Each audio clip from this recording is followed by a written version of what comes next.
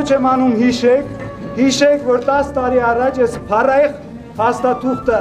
ընդունել է հայոց համազգային շարժումը, որ այդ 7 տարիների, ոչ լրիվ 8 տարիների քաղաքական ղեկավարության օրոք այս փաստաթուղթը հիմք հանդիսանալով իրականացվել է բոլոր այն գաղափարական սկզբունքները, որոնք մատնանշված են այս փաստաթղթում իրականացվել են,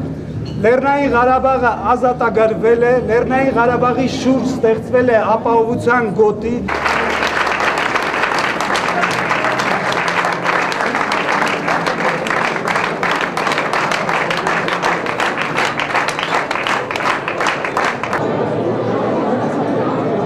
90 թվականի օգոստոսի 23-ին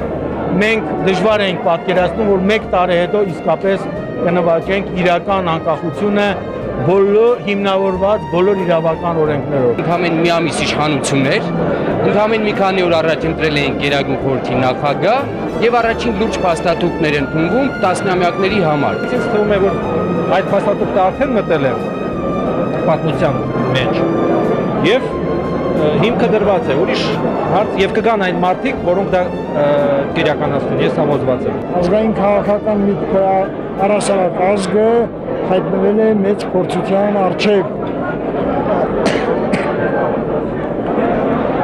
Տարանջատվելով երեկվա հասարակարգից, համայնավարական հասարակարգից, ազգը հայտնվել է մեծ երջանկության առջև յուրաքանչյուրի տաղանդը